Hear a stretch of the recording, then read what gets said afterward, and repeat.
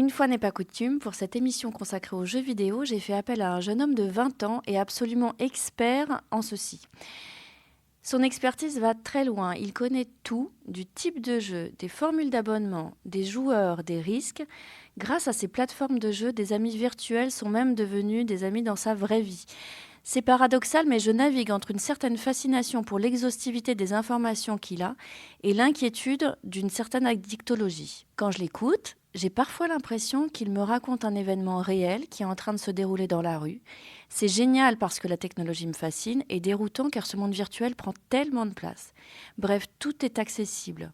Des loisirs certes, mais le cyberharcèlement et la pornographie, même virtuelle, prennent une grande réalité dans cet espace. Il est donc temps de s'informer mieux. Accéder aux loisirs, à des amis, à des paysages nouveaux, il existe 1000 façons de jouer. Et oui, aujourd'hui, c'est le grand exposé. On va parler des jeux en ligne, de leur catégorie, comment on démarre, quelles émotions ça génère, comment on découvre et où est-ce qu'on en est à 20 ans. Quels avantages pour nos ados et les risques associés. On ne va pas faire de langue de bois et on va surtout essayer de nous informer le mieux possible pour pouvoir parler le même langage avec nos enfants et discuter avec eux d'égal à égal. Mais qu'est-ce qu'ils font les ados sur Internet? Mais ils font quoi ces jeunes sur Internet? Mais ils font quoi les ados sur Mais Internet? qu'est-ce qu'ils font les ados sur Qu'est-ce qu'ils font sur Internet Internet, ces Mais ados qu'est-ce qu'ils font les ados sur Mais Internet qu'est-ce qu'ils font ces ados sur Internet? Cyber, les ados témoignent. Héloïse Dupin de Saint-Cyr.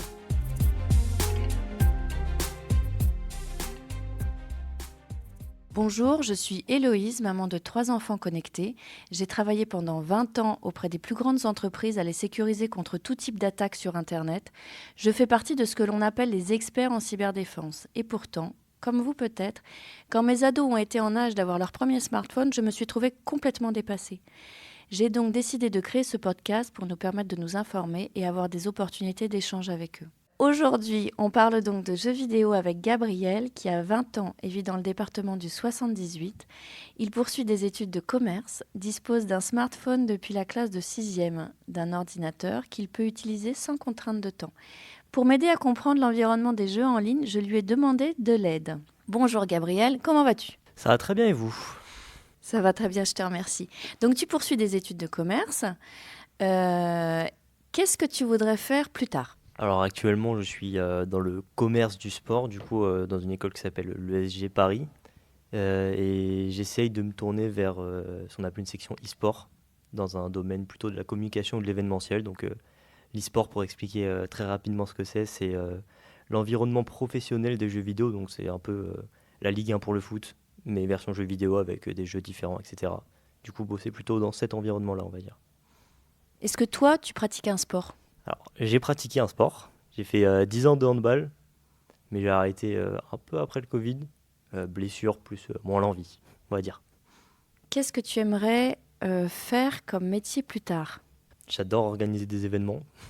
Dans ma vie de tous les jours, j'adore faire des soirées, j'adore les organiser et j'aime bien. C'est pas pareil, mais c'est un peu pareil, un peu au final. Donc peut-être faire des événements, plus dans l'e-sport, mais ou événementiel en général, ou un peu de communication si j'aime bien ça. Bon, voilà, ce serait ce que j'aimerais faire après, c'est pas encore figé. Mais c'est mon goal. Alors, le message est passé. Tu as donc eu ton premier téléphone en classe de 6e. Est-ce que tu te rappelles comment ça s'est passé au moment où tu as ouvert la boîte ? Ah, je me rappelle très bien parce que c'était à mon anniversaire. En plus, c'est en octobre, donc c'est rentré. Ça tombe bien parce que je n'avais pas de téléphone et tout le monde autour de moi avait un téléphone. Donc j'étais un peu lésé. Dès que j'ai vu le téléphone, je me suis dit, oh, la liberté.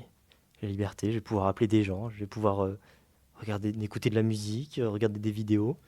Ah, c'était soulagé, je pense, je dirais, d'être connecté. Est-ce que tu te rappelles si tu as eu des recommandations à cet âge-là, au moment où tu as reçu ce téléphone ?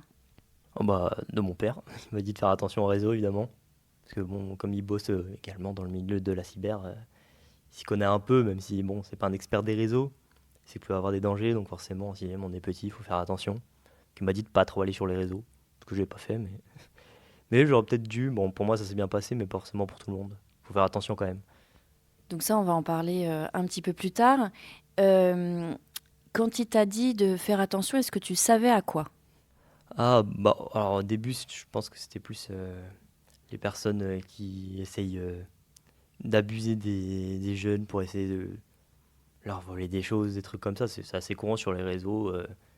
Ils sont passés pour quelqu'un d'autre alors qu'ils sont beaucoup plus vieux ou quelqu'un de notre âge. Et après, ils donnent rendez-vous parce qu'ils habitent pas très loin. Et au final, faites voler. Enfin, truc qui arrive pas souvent, mais ça peut arriver. Il faut forcément faire attention parce que quand on est petit, on s'en rend pas forcément compte. Quand on grandit, on voit les gens, ça se voit quand c'est pas ce qu'ils prétendent. Mais quand on est petit, on n'a pas forcément le discernement, donc il faut faire attention. Et il a bien fait de me le dire d'ailleurs. Le fait qu'ils te le disent, du coup, tu en as pris conscience dès l'âge de la 6e ou tu penses qu'il y avait quand même une démarche de ta part un peu plus tard pour avoir le discernement dont tu parles? Bah alors je pense que j'ai quand même fait plus attention. J'ai quand même tendance à essayer de l'écouter au moins sur ce domaine-là. Tout qu'il y a un petit truc, mon frère aussi s'était fait. Il y a eu un petit problème, pas lié au réseau, mais du coup forcément j'étais un peu parano. Mais ouais, après forcément, les réseaux c'est comme tout ce qui est connecté. Il faut savoir se déconnecter, enfin faut savoir pas se déconnecter, mais faire la différence entre ce qui est la vraie vie et ce qui ne l'est pas. Donc quand on parle à quelqu'un qui n'est pas dans la vraie vie, on ne doit pas lui faire confiance, comme on pourrait faire confiance à quelqu'un à qui on parle de face à face. C'est pas pareil. Aujourd'hui, on va parler de ta consommation du téléphone. Comment est-ce que tu répartis ton temps d'écran et ton temps de scolarité, d'études, de jeux avec tes amis, tout ça? Bah alors moi, j'ai la chance d'être dans une école qui prend pas beaucoup de temps pour l'instant. Ah, ils ont 3h30 de cours par jour. Je peux assez bien répartir mon temps. Bah c'est bon, bah, je vais en cours du coup. Ce qui me prend 3h30 plus 3 heures de trajet. Après le reste, bah, souvent les temps de trajet, je suis pas sur mon téléphone évidemment, ou à écouter de la musique. J'écoute beaucoup de musique, mais bon, ça reste être connecté, hein.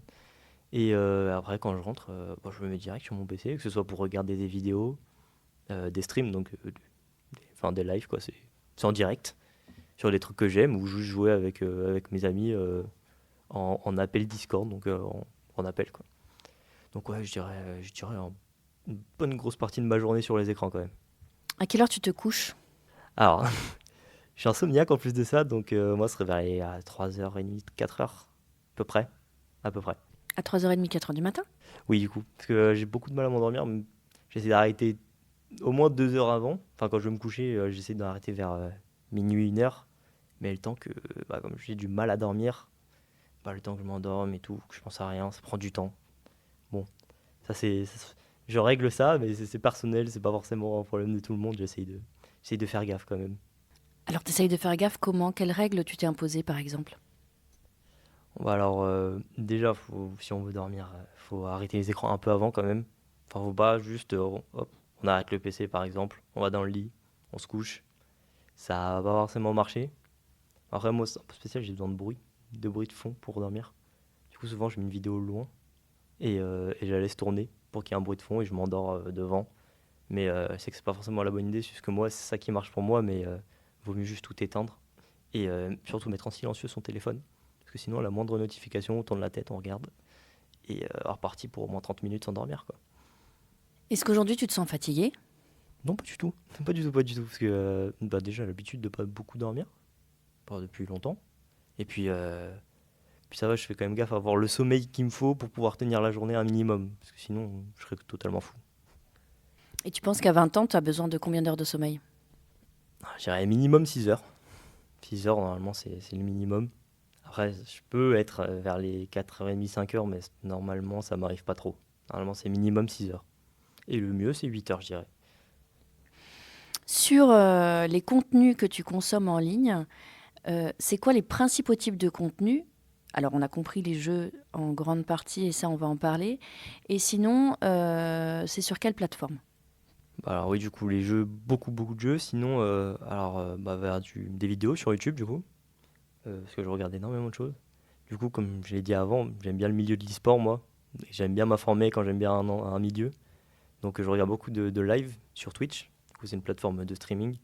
C'est la plus grosse d'ailleurs, où il y a à peu près tout ce qui se passe au niveau des réseaux. Et bah, souvent, soit je regarde des compétitions, soit juste des gens que j'aime bien.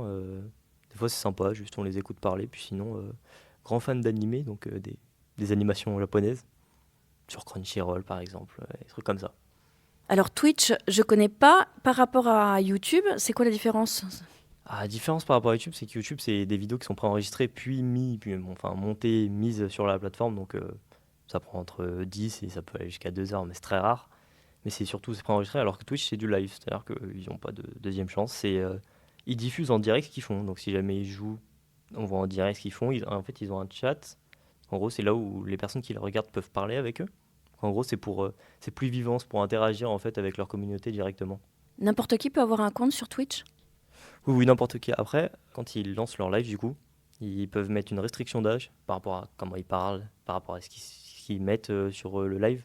Du coup, par exemple, si jamais ils savent qu'ils vont dire des mots grossiers, hop, un moins de 18, et du coup, si le compte est moins de 18 ans, bah, il peut pas y accéder.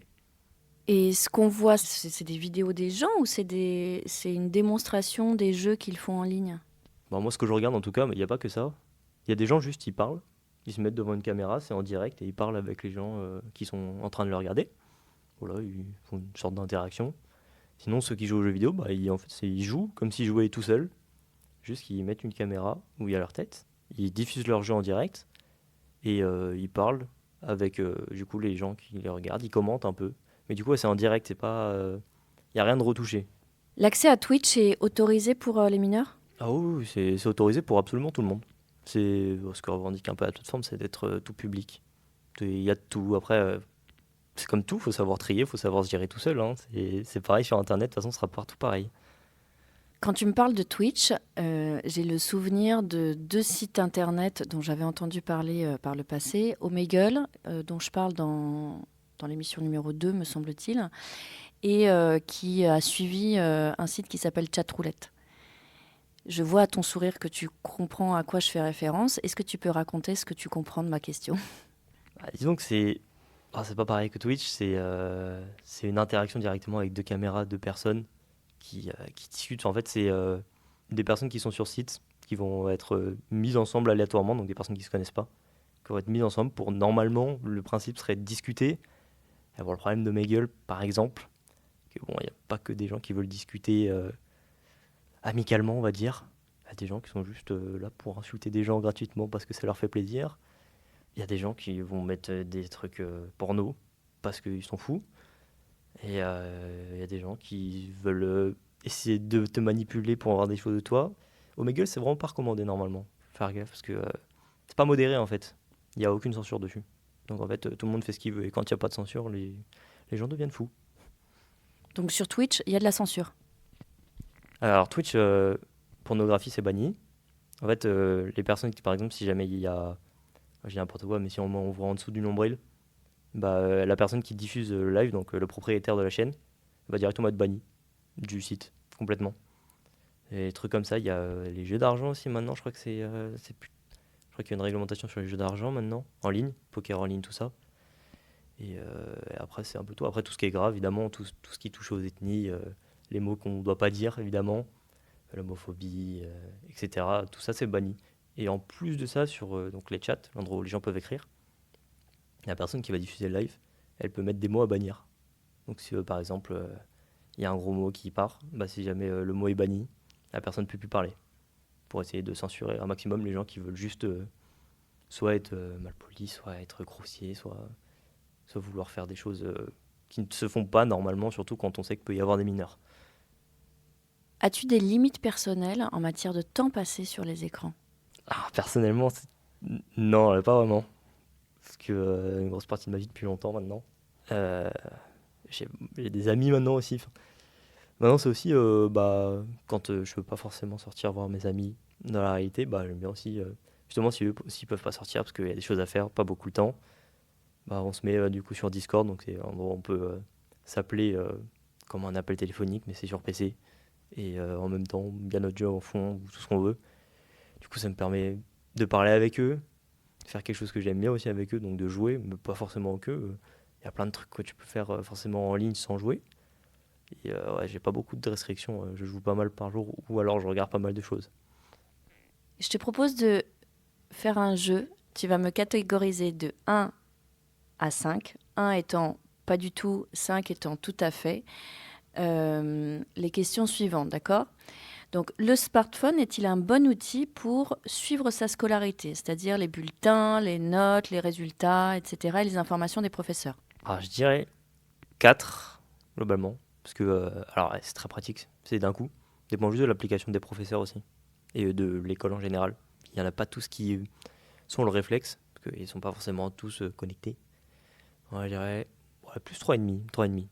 Les écrans sont-ils un bon outil pour trouver un métier? Ah, je vais dire 2, parce que il y a plein de sites qui sont super pour retrouver un métier sur Internet. Welcome to the jungle, des trucs comme ça. C'est bien pour trouver l'opportunité, mais pour trouver vraiment le travail, il va forcément falloir se déplacer, quoi. Les écrans sont-ils un bon outil pour se faire des amis? Alors là, c'est mon expérience personnelle, mais c'est pas forcément tout le monde. Moi, je dirais 4,5. C'est-à-dire que moi, voilà, je vais peut-être devoir en reparler plus tard, mais j'applique une règle que je ne parle pas ou ne discute pas longtemps avec des personnes qui n'ont pas été en contact avec quelqu'un que je connais dans la vraie vie. C'est-à-dire que pour me faire des amis, d'amis que je connais vraiment. Donc oui, pour ça, c'est formidable parce que juste du coup, tu rencontres des personnes que tu n'aurais pas rencontrées par l'intermédiaire de quelqu'un que tu connais, donc en qui tu as confiance. Pour moi, c'est vraiment un très bon moyen, tant qu'on sait à qui parler, on va dire. Les écrans sont-ils un bon outil pour trouver une petite amie? Ouais, je dirais 2 quand même, hein. Moi, c'est un peu pareil que le travail. Pour moi, c'est... Il peut y avoir le premier pas pour y avoir la démarche, mais tant que c'est pas réel, c'est un peu compliqué, quoi. Les écrans sont-ils un bon outil pour suivre l'actualité? Là, je mets 5. C'est juste partout, sur tous les sites. Twitter, Insta, plus Twitter en vrai. Mais même juste les sites des journaux. Il y a des journaux, il y a plein de sites. C'est super pratique. Et la dernière question, je crois que je me doute de la note que tu vas mettre. Les écrans sont-ils un bon outil pour se divertir? Moi, je mets 5, effectivement. Mais bon, je vais peut-être mettre 4 en fait, parce que pour se divertir un temps, mais il faut aussi faire autre chose. Pour se divertir, oui, mais si on peut sortir aussi, voir d'autres gens, enfin, voir des gens dans la vraie vie, c'est quand même bien aussi, donc faut... Oui, ouais, 4. Penses-tu que les écrans affectent ta capacité à te concentrer sur tes études ou tes activités? Je dirais qu'à un moment, ça l'a été. Je ne vais pas dire quand. Je dirais peut-être lycée. En fait, c'était pendant le Covid, globalement, comme on était tout le temps chez soi. Bah forcément, il y a les deux en parallèle, c'est soit un cours à distance en Zoom, soit jouer. Bon, le choix était vite fait. Mais normalement, non. Normalement, ça peut te distraire un peu. C'est normal. Pour autant, rater complètement ses études ou décrocher complètement, normalement, non. Est-ce que tu as déjà ressenti de la dépendance aux écrans? Ouah, je crois qu'on est un peu tous dépendants aux écrans, hein, j'ai l'impression. Plus ou moins, évidemment, enfin, surtout à mon âge, enfin, vers mon âge. Parce que bon, même si on peut dire ce qu'on veut, on est tout le temps sur notre téléphone, ça reste un écran. Même des fois, quand on est avec des personnes dans la vraie vie, on est sur notre téléphone, c'est un écran, donc en soi, on est dépendant, mais tout le monde est dépendant. Après, moi, je le suis particulièrement, dans le sens où il y a un peu toute ma vie qui se passe sur les écrans, vu que le métier que je veux faire se passe sur un écran, globalement.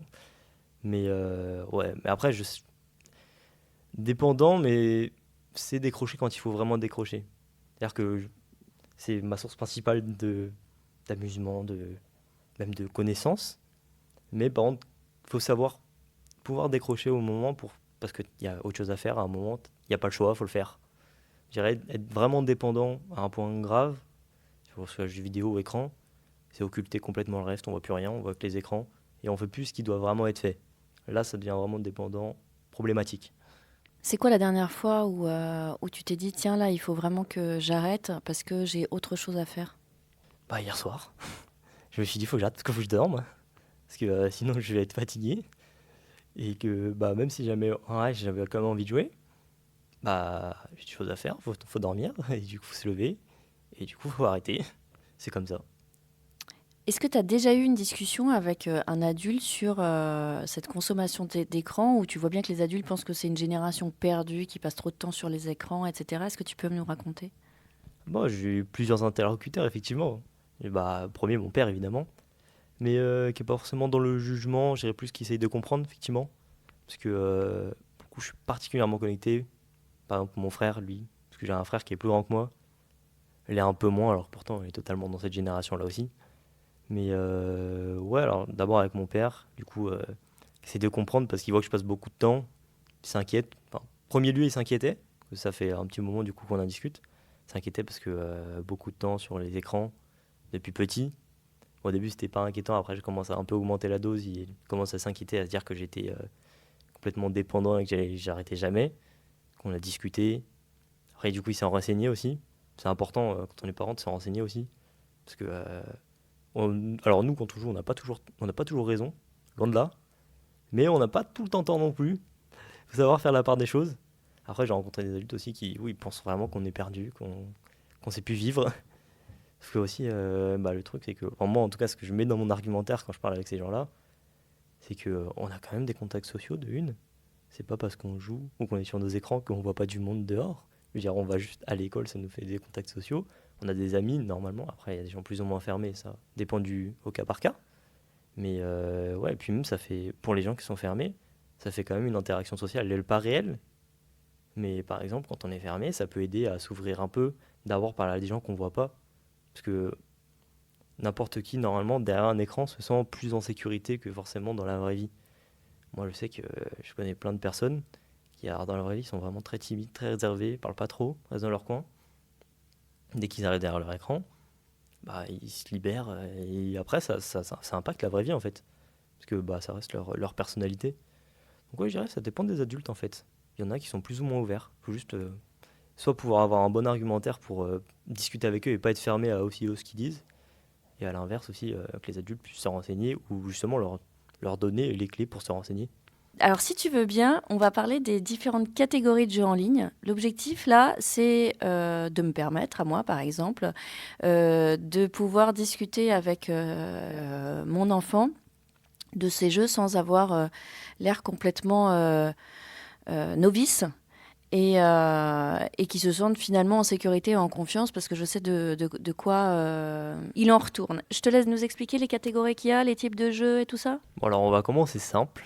Je vais dire, alors il y a les jeux qu'on dit shooter première personne, shooter troisième personne. Donc alors un shooter, c'est, bon, je vais donner les plus connus, Call of Duty par exemple, ou Counter-Strike. En fait, c'est des jeux où le moment on tire sur d'autres gens. Première personne, du coup, on va avoir la vue comme si on était la personne, donc comme si on voyait à travers les yeux de quelqu'un qui tire sur d'autres gens. Plus ou moins de sang, évidemment, plus ou moins de violence dans le jeu, mais le fait est qu'on tire avec une arme et que c'est contre d'autres personnes, normalement contre d'autres humains, même si on peut jouer contre des ordinateurs, mais très peu de gens font ça parce que très peu amusant.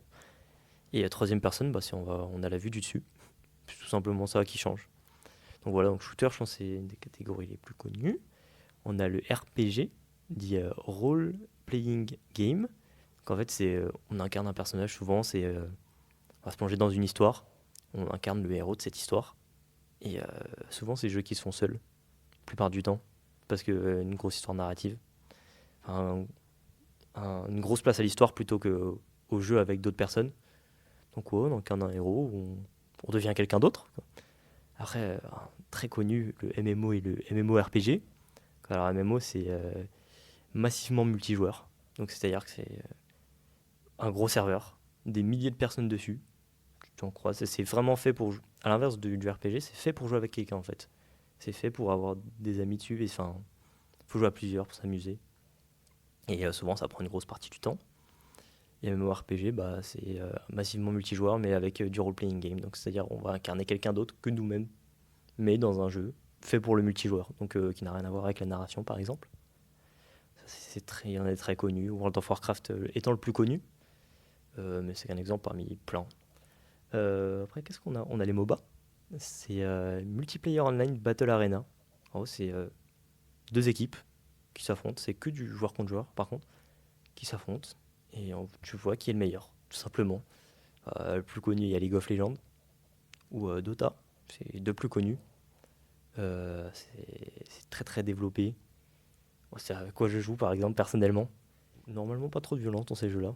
Normalement, encore une fois, quid du game. Mais voilà. Qu'est-ce qu'on a d'autre ? MOBA, MMO. Le Battle Royale, le plus connu en ce moment pour les ados. Fortnite, évidemment. Ce genre de choses. Là, c'est simple. Parachuter sur un endroit.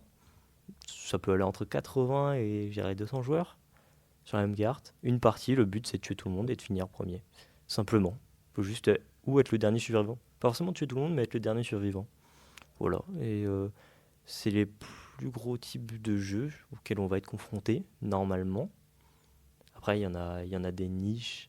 Globalement, les Sims, par exemple, qui n'a pas vraiment de nom. C'est juste, tu fais un personnage et tu lui donnes vie. Par exemple, je décide de faire un personnage et je le mets à Los Angeles et il devient DJ, par exemple. Mais ça, c'est des jeux très spécifiques qui sont pas vraiment dans des catégories, on va dire. Après, les jeux de combat. Jeux de combat, donc Mortal Kombat, Tekken, violent. Violent plus ou moins. Mortal Kombat étant au-dessus de la liste pour le finisher. Enfin, le fatality pour être précis, qui est très violent. Qui vraiment, en dessous de 18 ans, normalement, on met pas ce jeu dans les mains d'un enfant. Parce que c'est revendiqué violent, c'est des cassages de colonne vertébrale, c'est des coupages de tête, c'est mieux de pas mettre les enfants devant ça, on va dire. Et voilà, c'est les plus grosses catégories. T'as commencé à jouer dès la classe de 6e à ces jeux? Alors moi j'ai commencé avant. J'ai commencé avant parce que j'ai commencé avec Pokémon. J'ai commencé avec Pokémon, la DS, évidemment. Je dois avoir 5 ans. 5 ans, puis comme j'avais un frère un peu plus grand, il avait aussi ses trucs à lui. Du coup, je voulais faire comme lui. Du coup, ouais, j'ai commencé assez tôt, mais à vraiment jouer, je dirais quand j'ai eu la PS3, donc ouais, ça devait être un peu avant la 6e. Un tout petit peu avant la 6e. Je crois que je devais avoir 8-9 ans, je dirais. Comment est-ce qu'on découvre un nouveau jeu en ligne? Alors, soit on peut voir passer du contenu dessus, parce que souvent les jeux sont très pubés, ou alors ce qui se passe beaucoup sur Twitch ou YouTube, du coup, c'est les OP, donc les opérations commerciales, pour puber le jeu. Ça peut donner envie de jouer. Il y a juste le voir passer comme ça quand on cherche des jeux, parce que des fois ça nous arrive de chercher des jeux parce qu'on en a marre de ceux qu'on voit sur une des plateformes qui existent, donc Steam, plus connu. Sinon il y a Epic Games, ce genre de choses, mais ça c'est plus des créateurs de jeux plutôt que des plateformes de jeux. Ou là, sur Steam par exemple, ils te mettent en avant des jeux qui coûtent moins cher, ou des jeux qui sont les top ventes du moment, et on peut découvrir un jeu comme ça, ou sinon par des amis qui jouent. Moi, la plupart du temps, quand je découvre un jeu, c'est parce qu'il y a un ami qui m'a dit viens jouer, c'est super bien. Du coup, j'arrive et je viens jouer. Mais ouais, j'irais plutôt amis de base et contenu. Parce qu'en vrai, chercher des jeux, c'est pas forcément tout le temps qu'on le fait. Mais si on passe du temps sur YouTube ou sur les réseaux en général, souvent on va passer des pubs aussi, beaucoup de pubs. Tout ce genre de trucs, ça donne envie de jouer et ça te fait découvrir pas mal de jeux. Donc les jeux sont payants. Combien ça coûte à peu près un jeu? Alors là, c'est très diversifié parce que de plus en plus, ces jeux deviennent gratuits. Avec du contenu achetable dans le jeu. Pas obligatoire. Donc du cosmétique, des choses comme ça. Ça va être pas mal de techniquement Fortnite, League of Legends, c'est les plus connus. C'est littéralement, tu viens sur le jeu, c'est gratuit, pas d'abonnement à payer, parce que ça peut arriver sur certains jeux. Juste, si jamais tu veux mettre 10 € pour que ton personnage soit plus joli, tu peux le faire. Après sinon, les jeux, ça peut aller entre 10 € jusqu'à sans édition de luxe, parce qu'il y a plusieurs éditions de jeux qui existent. Ça peut aller jusqu'à 60 €. Après édition de luxe, ça peut monter à 100 €. Et après, en fonction des jeux, il y a aussi des contenus additionnels qui s'ajoutent. Parce que par exemple, il y a une histoire. L'histoire, tu l'as finie au bout de, 30 heures de jeu. Sauf qu'ils n'ont pas envie que leur jeu soit mort au bout de 30 heures de jeu. Du coup, un an après, ils vont rajouter ce qu'on appelle un DLC. C'est du contenu additionnel qui peut être gratuit, dans très peu de cas, et qui souvent coûte entre 20 et 40 €, je dirais. Et après, sinon, il y a les jeux abonnements. Donc là, ça va souvent être les MMO, du coup, comme je disais, les jeux qui prennent du temps. World of Warcraft, tout ça, où là, ça va être un abonnement soit la semaine, soit au mois. Donc là, ça va de 2 € le moins cher, par un MMO français qui s'appelle Dofus, à 15 €, je crois, sur World of Warcraft par mois. Où là, faut préparer à donner 15 € par mois. Toi, tu dépenses combien à peu près par semaine ou par mois ou par an? Allez, par mois, parce que moi, je joue à déjà l'abonnement. J'achète pas tant de nouveaux jeux que ça, parce que j'en ai pas mal. Je dirais par mois, du coup, mes abonnements, en vrai, ça me coûte pas si cher que ça. Je crois que ça doit être 10 € maximum, moi, que je paye. Sur 2 jeux cumulés, donc ça va. 10 €, après, je me fais plaisir un petit peu. Je peux aller vers les entre 50 et 100 €, on va dire.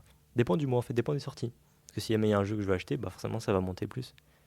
J'ai n'importe quoi, même par exemple en juin, un truc que j'attends beaucoup, qui va me coûter 60 €, mais que je vais acheter parce que j'ai envie de l'acheter. Qu'est-ce que c'est? C'est un des fameux DLC qui sort sur sûrement mon jeu préféré de l'histoire, qui s'appelle Elden Ring. C'est un monde ouvert narratif, c'est un RPG. C'est un monde ouvert, du coup, on peut se battre avec des boss, c'est quand on aime la difficulté. Est-ce que tu penses que des parents peuvent mettre des limites sur les durées de jeu ou les accès à des salles ou des environnements pour certains jeux? Alors, normalement, sur tous les appareils, pas sur les jeux en eux-mêmes, mais sur les appareils, soit il y a un contrôle parental, tout simplement. Donc on met le limiteur, on met un mot de passe, et au bout d'un moment, tout s'arrête. Tout s'arrête, on est très déçu, on n'a pas le mot de passe, on le cherche absolument, mais on le trouve pas. Ça peut être comme ça. Après, il y a les méthodes un peu dures qui est de couper la connexion sur l'appareil en question. Ça, c'est très frustrant. Je vous conseille pas de faire ça parce qu'après, votre enfant va absolument toucher à toutes vos box pour essayer de trouver le moyen. C'est ce que j'ai fait, j'ai trouvé. Mon père n'a pas réussi. C'est vraiment pas une bonne idée en vrai parce que ça trifouille partout. C'est infernal. Moi, je l'ai fait, hein, donc je sais. Non, je dirais en vrai, allez directement sur, soit sur la console, du coup, PlayStation 5, Xbox, soit sur le PC. Et souvent, il y a une limite d'heure en fait. Tu mets une limite. À partir du moment où ça s'allume, hop, le compteur il démarre et dès qu'il est fini, c'est fini. Sur la description des catégories de jeux en ligne, est-ce que tu vois d'autres choses, des éléments importants à partager avec des parents? Alors sur les catégories, je dirais que en fonction des âges, plus ou moins laisser de temps ou d'accès à certains jeux. C'est-à-dire que les MMO par exemple, qui prennent beaucoup de temps, c'est sûrement ceux qui font partie des jeux les plus addictifs, parce qu'il y a toujours des choses à faire dessus. World of Warcraft par exemple. Donc en fait c'est des jeux qui demandent beaucoup de temps, parce que beaucoup de contenu, parce que le but du jeu c'est de te faire jouer un maximum, parce que c'est cool, c'est un grand monde, sauf que le problème c'est que tu plonges vite dedans, et qu'une fois que tu es dedans, tu peux ne pas t'arrêter. Moi j'ai une anecdote sur ce jeu qui s'est passé, pourtant c'est pas des enfants qui l'ont fait, c'est ça le pire, mais quand c'est sorti c'était vraiment un très gros phénomène, vraiment la plupart de la planète joue à ce jeu, et en Chine c'est vrai que 2 parents se sont arrêtés dans un cybercafé pour jouer, et qui se sont dit un donjon de plus, donc c'est des instances on voit pour jouer, gagner des récompenses, etc. Un donjon de plus, et leur enfant est mort, parce qu'ils sont restés trop longtemps. Donc il faut faire très attention, parce que c'est très addictif. Ils l'ont oublié, la problématique, du coup, sur ce genre de jeu, mettre une limite quand on ne sait pas s'arrêter, c'est important. Même moi, je sais que, par exemple, je joue beaucoup, mais je me dis au bout d'un moment, il faut que j'arrête, parce que... En fait, c'est addictif, parce qu'il y a toujours un truc à faire. Tu te dis, je peux pas m'arrêter là, il y a un autre truc, mais en fait, tout est proche, mais tout est loin.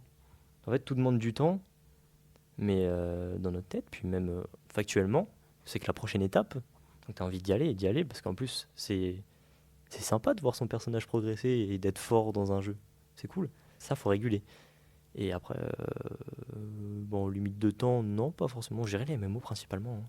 Bon, après, si jamais des enfants qui sont trop jeunes, faut pas qu'ils dépassent un certain nombre d'heures, parce qu'après, ou jusqu'à une certaine heure plutôt. C'est vrai que les arrêter par exemple 2-3 heures, 2 heures, je dirais, avant de dormir, c'est bien, parce qu'après sinon, c'est la fête.